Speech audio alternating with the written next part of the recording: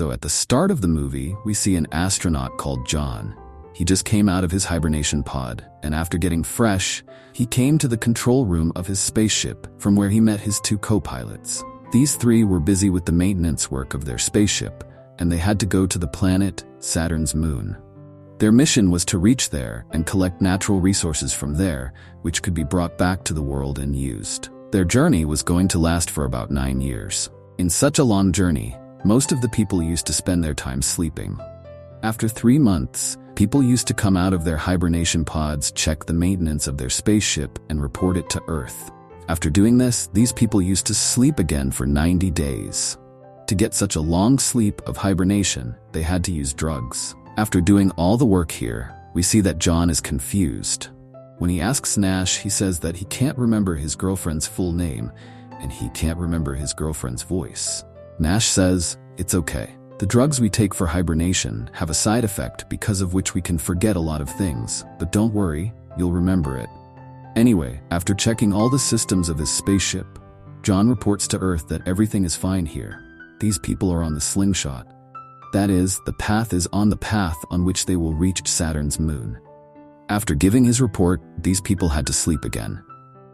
Before going to sleep, John remembers when he and his girlfriend Zoe met for the first time, and how they met. Zoe was his office colleague and his mission trainer. After remembering all this, he finally remembers Zoe's full name. After which, he goes back to sleep in his hibernation pod. Now, when these people woke up from their hibernation, the next time John was the first to wake up, he was feeling dizzy because of sleeping too much. To stabilize himself, he sat nearby. Suddenly, his spaceship got a strong shock, and when John looked up, a ceiling screw was coming out. The ceiling panel comes out like this and hits his head, and he is unconscious there. When his two companions come out of hibernation, they find him unconscious. They also saw the broken ceiling panel above. How did all this happen? To find out, these people go to the control room and check the footage of CCTV cameras, and then they find out that their spaceship got a very big shock, because of which a lot of internal parts of the spaceship got damaged. To find out to what extent the ship was damaged. When these people turn on the ship's computer, the computer was not giving them any information about the ship's damage. And after knowing this, Nash became very paranoid. He got scared because he felt that the ship's computer was not telling him about a lot of things. And in such a difficult time, his life could be in danger. Now Nash believed that this ship was no longer capable of surviving. And if these people continue the slingshot and try to reach Saturn's moon, then they will die on the way. When John regains consciousness, Nash tells John that his ship is no longer capable of moving forward. There are some very big faults in his ship. In such a situation, if they continue the journey, they will die. He also discussed this with his captain, Frank. But Frank refused to go back to Earth. He says to John, "You believe me, our life is in danger.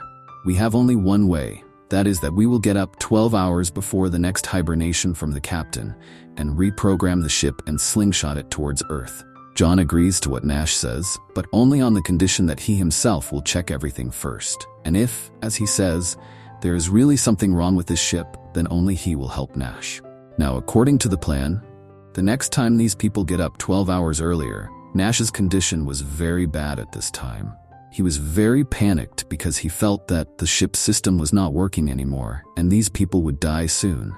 But here, John calms him down and then checks the entire system of the ship himself. According to him, there was no such problem in the ship, because of which he left his mission in the middle.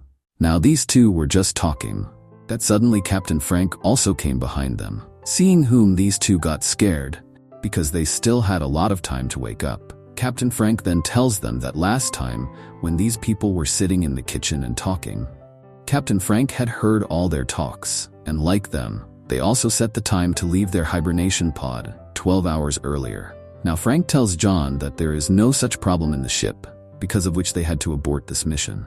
John also agrees to what he says, and here Frank promises him that if there is any problem in the mission, then I myself will turn this spaceship back to Earth.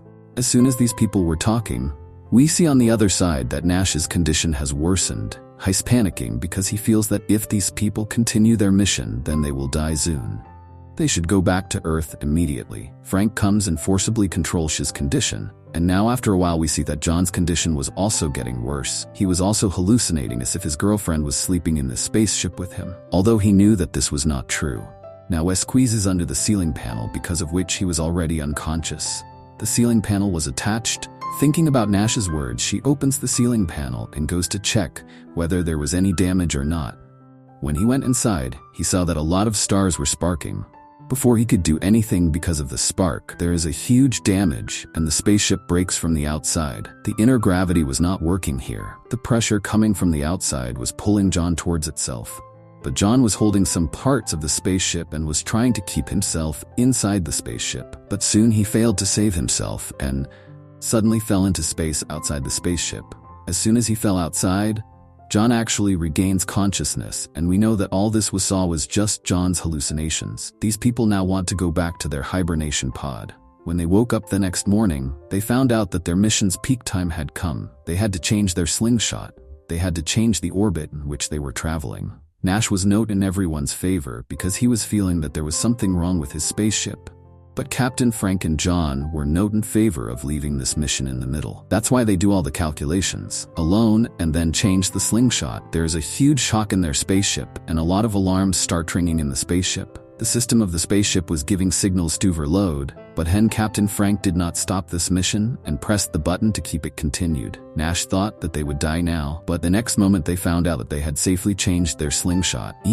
Changed their path. This was a huge success for them, which they celebrate here. For the next few days, they had to stay awake to keep an eye on their path. John exercises here to divert his mind and tries to keep himself as busy as possible, but now his mental condition was not allowing him to do much. He was hallucinating as if Zoe was behind him. Then Captain Frank reassures him that Zoe is not in the spaceship. On the other hand, in an empty space, we see Nash, whose condition was getting worse. When John asks, he tells that now he has forgotten his parents' names and event their faces, and John tells him that Then Nash replies, "How can it make you believe that something really bad is happening to me? I am not feeling well. I can't even understand my numbers." Then they were talking that they called Captain Frank in the control room.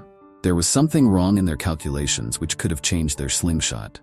John and Nash fix their calculations here, and then Nash tells them that their system's low-level command reactor is failing, and all these problems are happening because of it. Now John was aware of this and his condition was getting worse. Captain Frank knew that they were going to go back to Earth, so he takes out this gun and blackmails them to go to their hibernation pod. John goes to their hibernation pod, but before going there he saw that Frank was torturing Nash. Frank attacked Nash with a gun and fell on John's hibernation pod. After this, John couldn't see what happened because he was asleep. The next time when John woke up, he couldn't see anything. Suddenly, Captain Frank came behind him, to whom he asked about Nash. Frank told him that Nash was very unstable, so he was forced to lock him in the hibernation pod. After saying this, John goes to his work to the maintenance work, where he noticed that his arm was strangely blue. Maybe it was the effect of his hind drugs. Suddenly his arm gets black and his eyes get filled, and he takes a strange alien-like face, which John himself got scared. But the next minute he found out that it was just his hallucination. His arm was absolutely fine. Now John was getting hallucinations like before. He loved Zoe very much, but Zoe was not coming out, and then Frank tells him every painful fact that he and Zoe never had a relationship. Actually, Zoe was his mission trainer, and the company told him to meet John in public places so that he can find out about John's mental health and find out if he is suitable for this mission. After hearing this, John goes crazy with anger. "Please stay away from my personal matters." John now came back to the control room because he had to attend his radio system. He wanted to focus on his work, but Zoe and her memories were disturbing him again and again. Now he was entangled in all these thoughts that someone contacts him through the radio and asks him a lot of questions. Before John could answer even a single question, John did not say anything, and then Frank tells him, "Now it's time for you to go back to the hibernation cycle." John did not want to go back to the hibernation, but he also wanted to know to what extent can Captain Frank got to convince him. That's why he locks Frank in the control room and tells him, "I will go to the hibernation pod when you introduce me to Nash." Then Frank says, "Listen to me. Go to sleep now. Next time when you wake up, I will introduce you to him. Now, for both of us, let's not wake him up until we reach Saturn's moon." Here Frank tries to convince John to open the door and then points a gun at him and force him to go to the hibernation pod. John saw how when Nash did not listen to him, Frank attacked him. Now to save himself, Frank tries to take his weapon from his hand, A good fight starts between the two, and to take the gun he breaks Frank's nose, because of which he fainted. He was now hallucinating like crazy. Zoe and different things. He goes back to the control room and tries to find Nash through CCTV footage. Before he could find Nash, Frank came back here. Frank was about to attack him, but before that John attacked Frank and beat him so badly that he died. He did not want anything to go wrong. He went back to the control panel and asked AI about his other crew members. Knowing this, he realized that there was no other crew member in this ship.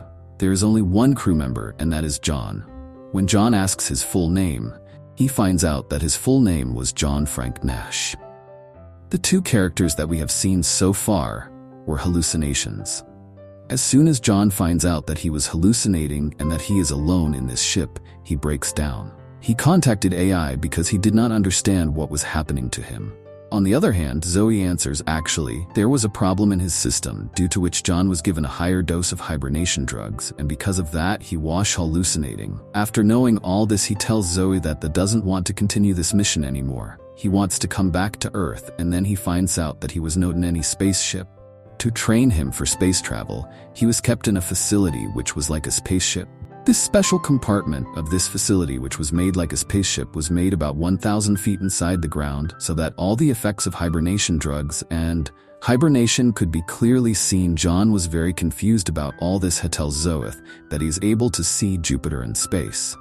There is a slingshot in front of him. He tells sure that what he's seeing is just a part of his hallucination. After hearing all this, we come to know that the first time when the ship was hit by an earthquake and the ceiling panel of the ship broke, it was due to an earthquake. And when John went to look for the cameras, due to these earthquakes, he did not find anything special. Due to that earthquake, John's contact with the headquarters also broke, and Zoe could not tell him anything about the overdose.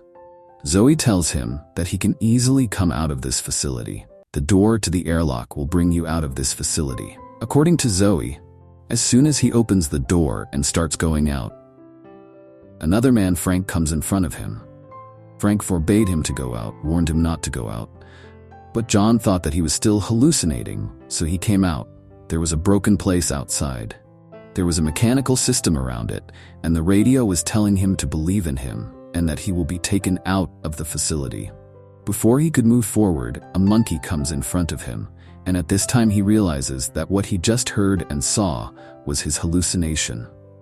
He was really in a space mission in space, and just by telling this, the film story ends here.